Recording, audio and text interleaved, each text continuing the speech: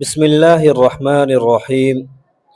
اللہ کا نور برستا ہے جو شخص تہجد کی نماز کے بعد یہ آیت 7 بار پڑھے گا، اللہ 7 زمین 7 آسمان کا نور اسی وقت اسے عطا کرے گا۔ محترم عزیزو، نماز اسلام کے 5 بنیادی ارکان میں سے ایک ہے اور اس کی 5 فرض نمازیں مسلمان کی روحانی زندگی کا مرکز و محور ہیں۔ ان میں ہر نماز کی اپنی ایک خاص اہمیت اور مقام ہے، لیکن تہجد کے نوافل کو اللہ تعالیٰ نے خاص طور پر اہمیت دی ہے۔ یہ نماز رات کے اس وقت پڑھی جاتی ہے جب انسان اپنی گہری نیند اور راحت کو چھوڑ کر اللہ کی طرف رجوع کرتا ہے، اور اسی وجہ سے اس نماز کی ادائیگی مومن کی سچی بندگی اور قرب الہی کی علامت سمجھی جاتی ہے۔ اللہ تعالیٰ نے قرآن مجید میں متعدد مقامات پر نمازوں کا ذکر فرمایا، لیکن تہجد کے وقت اور قیام اللیل کو خصوصی اہمیت کے ساتھ بیان کیا۔ سورۃ المزمل کی آیت نمبر 6 میں ارشاد ہوتا ہے، ان ناشئۃ اللیل ہی اشد وطئا واقوم قیلا، بے شک رات کو اٹھنا نفس کو خوب پامال کرتا ہے اور بات کو زیادہ سیدھا رکھتا ہے۔ تہجد کی نماز کو افضل الصلاۃ بعد الفریضہ یعنی فرض کے بعد سب سے افضل نماز میں شمار کیا گیا ہے۔ اس سے معلوم ہوتا ہے کہ اللہ تعالیٰ نے خاص طور پر رات کے قیام کی تاکید فرمائی ہے اور اس میں دنیا و آخرت کی بے شمار برکات رکھی ہیں۔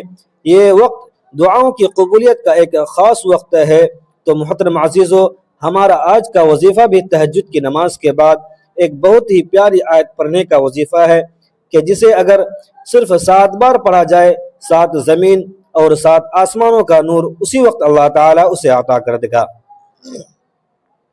اس طرح پرنور کی بارش برستی ہے، اللہ تعالیٰ اس بندے کی تمام مشکلات اور پریشانیوں کو دور کر دیتا ہے، اس کی زندگی میں جتنی بھی الجھنیں ہوں سب ختم ہو جاتی ہیں، کیونکہ یہ ایسا وقت ہوتا ہے جس میں انسان دنیاوی مشغولات سے فارغ ہو کر مکمل یکسوئی اور عاجزی سے اللہ کی طرف متوجہ ہوتا ہے۔ تو جب تہجد کا وقت ہوتا ہے اور انسان ساری خابدہ مصروفیات کو چھوڑ کر اللہ کی یاد اور ذکر میں عبادت کرتا ہے، تو پھر اللہ تعالیٰ اس کے لیے دنیا جہان کی الجھنیں ختم کر کے خوشحالی پیدا کر دیتا ہے۔ وہ انسان قدم قدم پر کامیاب ہوتا ہے، رزق مال و دولت کافی مقدار میں عطا کیا جاتا ہے، اس کے گھر میں بھی اللہ تعالیٰ کی خاص رحمتیں اور برکتیں نازل ہوتی ہیں، اس کی اولاد بھی دین دوگنی رات چوگنی ترقی کرتی ہے، اور جو شخص رات کے قیام کو چھوڑ دیتا ہے اللہ تعالیٰ اس کے لیے الجھنیں مزید بڑھا دیتا ہے اور وہ عظیم سعادت سے بھی محروم ہو جاتا ہے۔ حضرت سیدنا عبداللہ بن عمر رضی اللہ تعالی عنہ سے روایت ہے کہ اللہ پاک کے پیارے رسول صلی اللہ علیہ وآلہ وسلم نے ارشاد فرمایا کہ جس نے رات کے قیام کو اپنا معمول نہ بنایا، گویا اس نے اللہ کے فضل کو کھو دیا۔ رات کی عبادت مومن کی شان ہے، یہ وہ وقت ہے جب بندہ اپنے رب کے سب سے زیادہ قریب ہوتا ہے۔ حضرت ابو ہریرہ رضی اللہ تعالی عنہ سے روایت ہے کہ نبی پاک صلی اللہ علیہ وسلم نے فرمایا کہ ہمارا رب ہر رات آسمان دنیا پر نزول فرماتا ہے جب رات کا آخری تہائی حصہ باقی رہ جاتا ہے، اور فرماتا ہے کوئی مجھ سے دعا کرنے والا کہ میں اس کی دعا قبول کروں، ہے کوئی مجھ سے مانگنے والا کہ میں اسے عطا کروں، ہے کوئی مغفرت چاہنے والا کہ میں اسے بخش دوں۔ یہ حدیث اس نورانی وقت کی فضیلت اور اس کی قبولیت کی ضمانت بیان کرتی ہے۔ حضرت موسیٰ اشعری رضی اللہ تعالی عنہ سے روایت ہے کہ نبی پاک صلی اللہ علیہ وسلم نے فرمایا کہ تہجد کے بعد کا جو وقت ہوتا ہے یہ قبولیت کا وقت ہوتا ہے، اس میں اللہ پاک سے اگر کچھ بھی سچے دل سے مانگا جائے تو فوراً مل جاتا ہے۔ رسول اللہ صلی اللہ علیہ وسلم نے فرمایا جو شخص تہجد کے وقت کو غفلت میں گزار دے گا گویا اس نے ایک عظیم سعادت کھو دی۔ یہ حدیث اس بات کی طرف اشارہ کرتی ہے کہ رات کے قیام سے محرومی انسان کے تمام نیک اعمال کے اجر کو کم کر سکتی ہے، اور یہ کتنی بڑی محرومی ہے۔ حضرت ابو ہریرہ رضی اللہ تعالیٰ عنہ روایت کرتے ہیں کہ نبی کریم صلی اللہ علیہ وسلم نے فرمایا تہجد کا قیام انسان کے لیے سابقہ امتوں کے نیک لوگوں کا طریقہ ہے۔ یہ گناہوں کو مٹاتا ہے اور جسم سے بیماریوں کو دور کرتا ہے۔ اس حدیث سے معلوم ہوتا ہے کہ تہجد کے وقت فرشتے حاضر ہو کر انسان کے اعمال کا مشاہدہ کرتے ہیں اور اللہ کے حضور گواہی دیتے ہیں۔ رسول اللہ صلی اللہ علیہ وسلم نے فرمایا، جو شخص تہجد کی نماز پڑھ کر سوئے وہ اس شخص سے بہتر ہے جس نے ساری رات سو کر گزار دی، یعنی جو تہجد کی پابندی کے ساتھ زندگی گزارتا ہے اور اس کے بعد دنیا سے رخصت ہوتا ہے، اس کے لیے جنت کی بشارت ہے۔ یہ محض ایک وعدہ نہیں بلکہ تہجد کی عبادی حقیقت اور مقام ہے۔ رات کا وہ حصہ جب دنیا کی رونق ماند پڑ جاتی ہے، جب بازاروں کا شور تھم جاتا ہے اور مخلوق خواب غفلت میں ہوتی ہے، اسی لمحے ایک سچا عاشق اپنے بستر کی نرمی کو چھوڑ کر اپنے رب کے حضور کھڑا ہو جاتا ہے۔ یہی وہ لمحہ ہے جسے قرآن نے مقام محمود سے تعبیر کیا، اور یہی وہ وقت ہے جب اللہ تعالی اپنے بندوں سے سب سے زیادہ قریب ہوتا ہے۔ وہ اپنی شان کے مطابق آسمان دنیا پر نزول فرماتا ہے اور پکارتا ہے کوئی مجھ سے مانگنے والا۔ تہجد کی روحانی اور نفسیاتی اہمیت۔ تہجد کی نماز صرف جسمانی عبادت نہیں، یہ دراصل روح کی معراج ہے۔ یہ بندے کا اپنے رب سے وہ راز و نیاز ہے جو کسی وقت میں ممکن نہیں۔ یہ ایک ایسا عشق کا امتحان ہے جس نے نیند کو ترک کر کے یاد خدا کو اختیار کیا جاتا ہے۔ نفسیاتی طور پر دیکھیں تو قیام اللیل یعنی رات کا قیام انسان کے ارادے کی قوت کو غیر معمولی حد تک بڑھا دیتا ہے۔ جو شخص دنیا کی سب سے پرکشش چیز یعنی گہری نیند کو اللہ کی خاطر قربان کر دیتا ہے، اس کے لیے دن کی چھوٹی موٹی مصروفیات اور تکلیف کو برداشت کرنا آسان ہو جاتا ہے۔ ذہن کی پاکیزگی، رات کی خاموشی میں جب کسی طرح کا دنیاوی دباؤ نہیں ہوتا تو نماز اور ذکر کے ذریعے انسان اپنے دل و دماغ کو مکمل طور پر اللہ کے حوالے کر دیتا ہے۔ یہ عمل دن بھر کے وسوسوں اور منفی خیالات کو دھو دیتا ہے۔ نور کی برسات اس وقت بندہ اپنے خالق کے سامنے بالکل تنہا کھڑا ہوتا ہے۔ اس تنہائی میں جو آنسو بہتے ہیں وہ صرف گناہوں کو نہیں ہوتے بلکہ روح کو ایک خاص نور سے منور کر دیتے ہیں۔ یہی نور اس کی پیشانی پر سجدوں کی صورت میں جھلکتا ہے اور اس کے چہرے کو دن کی روشنی میں بھی چمک عطا کرتا ہے۔ تہجد کی برکات، دنیا اور آخرت کی کامیابی۔ احادیث مبارکہ اور اسلاف کے تجربات سے یہ بات واضح ہے کہ تہجد دنیا و آخرت میں کامیابی کی کنجی ہے۔ اس کے فضائل اتنے زیادہ ہیں کہ ایک طویل فہرست بنتی ہے۔ قرب ربانی کا ذریعہ رسول اللہ صلی اللہ علیہ وسلم نے فرمایا، تہجد کے ذریعے انسان اللہ تعالیٰ کے سب سے زیادہ قریب ہو جاتا ہے۔ تہجد کا وقت وہ دروازہ ہے جو عام اوقات میں بند رہتا ہے لیکن رات کی تنہائی میں کھل جاتا ہے۔ گناہوں کی معافی، تہجد کی نماز پچھلے تمام گناہوں کے لیے کفارہ بن جاتی ہے۔ یہ انسان کے گناہوں سے ایسے پاک کرتی ہے جیسے ابھی ماں کے پیٹ سے پیدا ہوا ہو۔ رزق میں کشادگی، جو شخص رات کے آخری پہر اٹھ کر اپنے رب کو راضی کرتا ہے، اللہ اس کے رزق کے دروازے ایسے کھول دیتا ہے کہ اسے گمان بھی نہیں ہوتا۔ یہ شخص ہر طرح کی تنگی اور غربت سے محفوظ رہتا ہے کیونکہ اللہ نے خود اپنے کرم کے دروازے اس کے لیے کھول دیے ہیں۔ بدن کی صحت، نبی اکرم صلی اللہ علیہ وسلم نے فرمایا کہ رات کا قیام بیماریوں سے بچاؤ اور بدن کی صحت کا سبب ہے۔ یہ نماز ریاضت اور سکون کا ایسا حسین امتزاج ہے جو روحانیت کے ساتھ ساتھ جسمانی صحت بھی عطا کرتا ہے۔ دعاؤں کی قبولیت کی ضمانت، جیسا کہ پہلے ذکر ہوا ہے، یہ وقت قبولیت دعا کا وقت ہے۔ سچے دل سے مانگی گئی کوئی بھی دعا اس وقت رد نہیں کی جاتی۔ حاجت چھوٹی ہو یا بڑی، دنیاوی ہو یا اخروی ہو، جو بھی طلب کیا جاتا ہے مالک کائنات اسے ضرور عطا فرماتا ہے۔ تہجد اور نور الہی کا نزول۔ تہجد کے وقت اللہ کا جو نور برستا ہے اس کی حقیقت کو محسوس کرنا بہت مشکل ہے۔ دراصل یہ وہ وقت ہوتا ہے جب عرش الہی کا نور زمین کی طرف متوجہ ہوتا ہے۔ محترم عزیزو، غور کیجئے، اللہ پاک خود فرشتوں کے سامنے اپنے بندے پر فخر کرتے ہیں اور پوچھتے ہیں یہ کس لیے اپنی نیند چھوڑ کر میرے سامنے کھڑا ہے؟ فرشتے جواب دیتے ہیں کہ یا رب، تیری رضا اور مغفرت کے لیے۔ اس پر اللہ کی رضا اور محبت کا ایک ایسا نور بندے پر نازل ہوتا ہے جو اس کے دل کو مکمل طور پر مطمئن کر دیتا ہے۔ یہ نور صرف دل تک محدود نہیں رہتا بلکہ اس کے جسم، اس کے گھر، اس کے کاروبار اور اس کی پوری زندگی میں پھیل جاتا ہے۔ یہ نور 3 شکلوں میں ظاہر ہوتا ہے۔ قلبی نور، انسان کا دل غفلت سے پاک ہو کر اللہ کی محبت سے سرشار ہو جاتا ہے، اسے دنیا کی حقیر چیزوں سے لگاؤ ختم ہو جاتا ہے اور وہ ہر قدم اللہ کی رضا کی طرف بڑھاتا ہے۔ عمل نور، اس کے تمام اعمال میں ایک خاص برکت اور تاثیر پیدا ہوتی ہے۔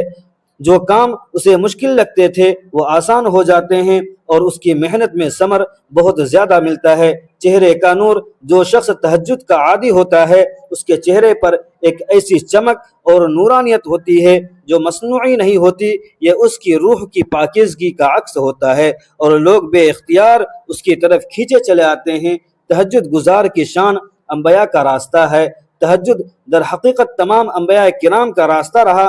ہمارے پیارے نبی حضرت محمد صلی اللہ علیہ وسلم کے راتوں کا ایک بڑا حصہ قیام میں گزرتا تھا۔ آپ صلی اللہ علیہ وسلم کے قدم مبارک قیام کی کثرت سے سوجھ جاتے تھے، لیکن آپ فرماتے تھے کیا میں شکر گزار بندہ نہ بنوں؟ تہجد کا وقت دراصل وہ خلوت ہے جو جلوت کا سبب بنتی ہے۔ جو شخص رات کو اپنے رب سے تعلق مضبوط کرتا ہے، اللہ دن میں دنیا کے سامنے اس کا مقام بلند کر دیتا ہے۔ تہجد گزار کی پہچان یہ ہے کہ وہ دن میں نرم دل عاجز اور اللہ کے احکام کا پابند ہوتا ہے۔ اس کے ہر عمل میں خوشی و خضوع جھلکتا ہے جو رات کی عبادت کا اثر ہوتا ہے۔ محترم عزیزو، یہ وہ وقت ہے جب اللہ کی رحمتوں کا سمندر ٹھاٹے مار رہا ہوتا ہے۔ ضرورت صرف یہ ہے کہ ہم نیند کی اس عارضی راحت کو چھوڑ کر اپنے رب کے دائمی فضل اور کرم کو حاصل کرنے کے لیے بیدار ہو جائیں۔ تہجد کے سجدے دنیا کے وہ واحد سجدے ہیں جہاں مانگنے سے پہلے عطا کر دیا جاتا ہے، جہاں آنسو بہانے سے پہلے دلوں کی مرادیں پوری کر دی جاتی ہے۔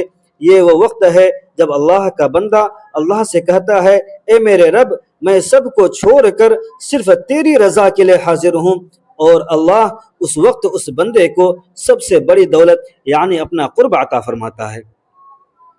تہجد نماز انسان کو دنیا کی مصروفیات سے نکال کر اللہ کی یاد میں لے آتی ہے۔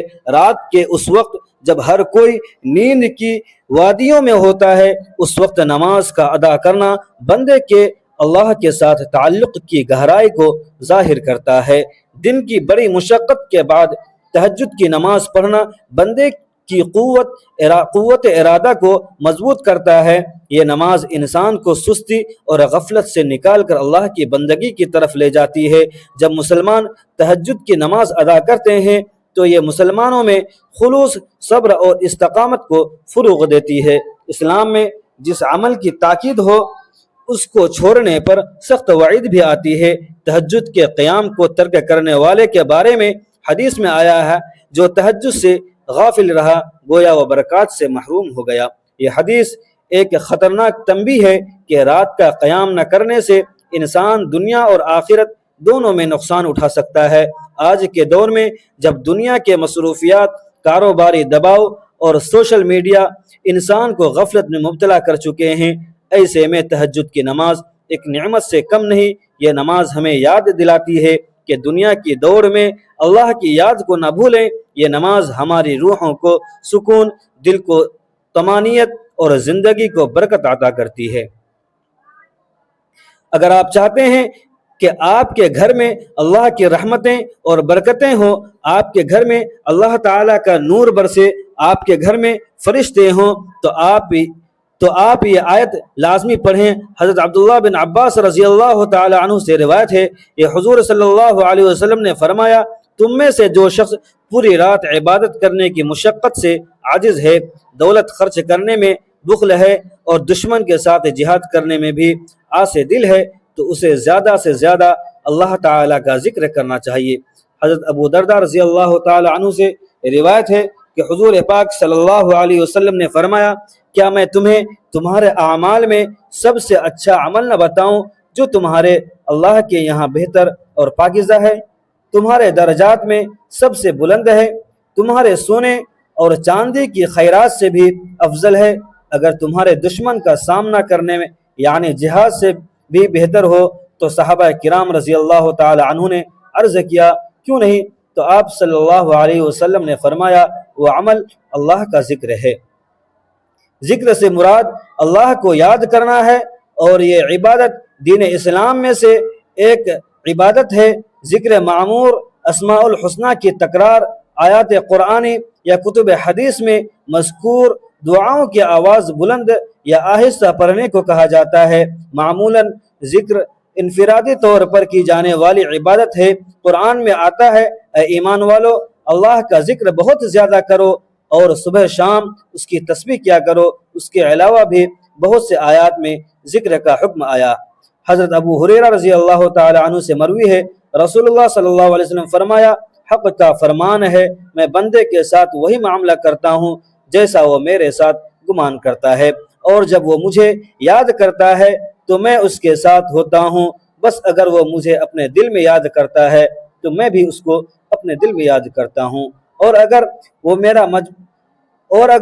میرا مجمع میں ذکر کرتا ہے تو میں اس مجموعہ سے بہتر یعنی فرشتوں کے مجمع میں تذکرہ کرتا ہوں، اور اگر بندہ میری طرف ایک بالشت متوجہ ہوتا ہے تو میں ایک ہاتھ اس کی طرف متوجہ ہوتا ہوں، اور اگر وہ ایک ہاتھ بڑھاتا ہے تو میں 2 ہاتھ بڑھاتا ہوں، اگر وہ میری طرف چل کر آتا ہے تو میں اس کی طرف دوڑ کر جاتا ہوں۔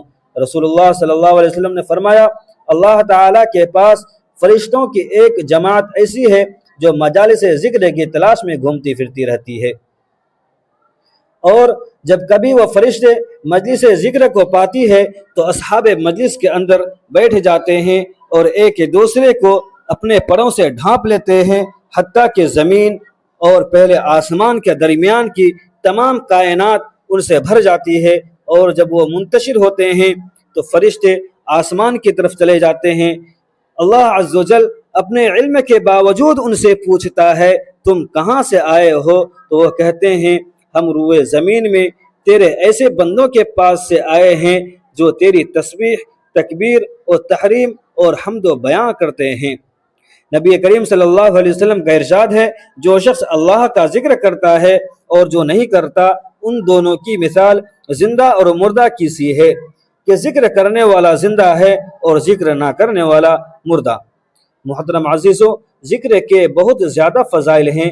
ذکر شیطان کو دفع کرتا ہے اور اس کی قوت کو توڑتا ہے، اللہ تعالیٰ کی خوشنودی کا سبب ہے، دل سے فکر و غم کو دور کرتا ہے، دل میں فرحت اور انبساط پیدا کرتا ہے، بدن کو اور خاص طور پر دل کو قوت بخشتا ہے، چہرے اور دل کو نور منور کرتا ہے، رزق کو بڑھاتا ہے، ذکر کرنے والوں کو ہیبت اور حلاوت کا لباس پہناتا ہے، اللہ تعالیٰ کی محبت پیدا کرتا ہے، ذکر سے وہ مراقبہ نصیب ہوتا ہے، اللہ تعالیٰ کا ذکر اطمینان قلب اور راحت جاں کا سبب ہے۔ نبی کریم صلی اللہ علیہ وسلم نے بار بار اپنے ارشادات سے ذکر اللہ کی اہمیت کو اجاگر کیا۔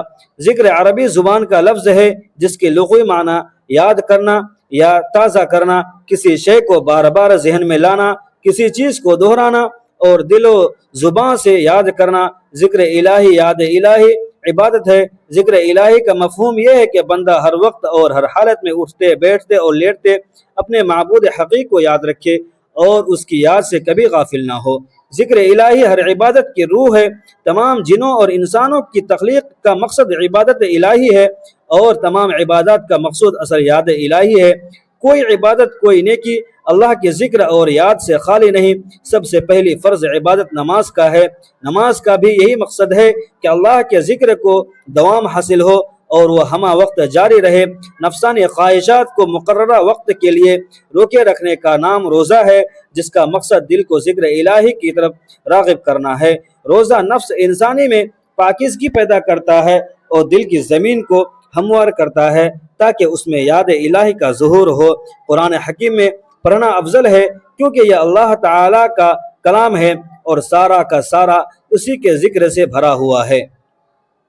اس کی تلاوت اللہ تعالیٰ کے ذکر کو تر و تازہ رکھتی ہے۔ معلوم ہو کہ تمام عبادات کی اصل ذکر الہی ہے اور ہر عبادت کسی نہ کسی صورت میں یاد الہی کا ذریعہ ہے۔ مرد مومن کی یہ پہچان ہے کہ وہ جب بھی کوئی نیک عمل کرے تو اس کا مقصد نظر اور نصب العین فقط رضا الہی کا حصول ہوتا ہے، یوں ذکر الہی رضا الہی کا زینہ قرار پاتا ہے۔ اس اہمیت کے پیش نظر قرآن و سنت میں جا بجا ذکر الہی کی تاکید کی گئی ہے۔ کثرت ذکر محبت الہی کا اولین تقاضا ہے۔ انسانی فطرت ہے کہ وہ اس چیز کو ہمیشہ یاد کرتا ہے جس کے ساتھ اس کا لگاؤ اور گہرا تعلق ہو، وہ کسی صورت بھی اسے بھلانے کے لیے تیار نہیں ہوتا۔ حضرت ثابت ربانی رحمۃ اللہ علیہ کا فرمان ہے کہ میں جانتا ہوں کہ میرا رب مجھے کب یاد کرتا ہے۔ لوگ پریشان ہو گئے اور پوچھا آپ یہ کس طرح جان لیتے ہیں؟ فرمایا جب میں اس کو یاد کرتا ہوں وہ مجھے یاد فرماتا ہے، کیونکہ اللہ پاک نے خود قرآن میں ارشاد فرمایا، ارشاد باری تعالی ہے کہ جب نماز سے فارغ ہو جاؤ تو اللہ کو کھڑے اور بیٹھے اور لیٹے ہونے کی حالت میں یاد کرو، یعنی کسی حالت میں بھی اس کی یاد اور اس کے ذکر سے غافل نہ ہو۔ یعنی جب مطمئن ہو جاؤ تو حسب دستور نماز قائم کرو۔ تہجد کی نماز اللہ تعالیٰ کے مقرب بندوں کی عبادت ہے۔ یہ نماز فرض نہیں بلکہ نفل اختیاری عبادت ہے، مگر اس کی فضیلت اتنی عظیم ہے کہ جو بندہ اسے چھوڑ دیتا ہے وہ بہت بڑے روحانی فائدے سے محروم ہو جاتا ہے۔ آئیے قرآن و حدیث کی روشنی میں دیکھتے ہیں کہ تہجد نہ پڑھنے والے کے لیے کیا وعید یا نقصان بیان ہوا ہے۔ قرآن کی روشنی میں تہجد کی اہمیت، اللہ کا خاص حکم نبی صلی اللہ علیہ وسلم کو، وَمِنَ اللَّيْلِ فَتَهَجَّدْ بِهِ نَافِلَةً لَكَ عَسَىٰ أَن يَبْعَثَكَ رَبُّكَ مَقَامًا مَحْمُودًا۔ ترجمہ، اور رات کے کچھ حصے میں قرآن کے ساتھ تہجد پڑھا کرو، یہ تمہارے لیے نفل عبادت ہے، امید ہے کہ تمہارا رب تمہیں مقام محمود پر فائز کرے گا۔ یہ آیت تہجد کی غیر معمولی اہمیت کو ظاہر کرتی ہے کہ یہ نماز نبی صلی اللہ علیہ وسلم کی بلندی مقام کا ذریعہ بنی ہے۔ میرے عزیزو دوستو، آخر میں میں اپنے تمام مسلمان بھائی بہنوں کے لیے دعا کرتا چلوں کہ اللہ تبارک و تعالی ہم سب کو 5 وقت نماز باجماعت پڑھنے کی توفیق عطا فرمائے، سنت و نوافل کا پابند کرنے والا بنائے، اشراق اور چاشت کی پابند کرنے والا بنائے، خصوصاً تہجد کی نماز پڑھنے والا بنائے، اور ہم سب کو نبی کریم صلی اللہ علیہ وسلم کی سنت پر چلنے والا بنائے، ان کے بتائے ہوئے راستے پر عمل کرنے کی توفیق عطا فرمائے، اور ہم سب کو اللہ تبارک و تعالی دین پر چلنا آسان فرمائے۔ میرے دوستو، آخر میں آپ سے ایک گزارش کرتا ہوں کہ ویڈیو اگر آپ کو اچھی لگے تو ویڈیو کو لائک کر دیں، اپنے دوستوں تک ضرور شیئر کریں، اور اگر آپ ہمارے چینل میں نئے ہیں تو چینل کو سبسکرائب ضرور کریں تاکہ اس طرح کی ویڈیو آپ سب کو وقت پر ملتا رہے۔ ملتے ہیں پھر اگلی ویڈیو میں، تب تک کے لیے اجازت دیجیے۔ خدا حافظ۔ السلام علیکم ورحمۃ اللہ وبرکاتہ۔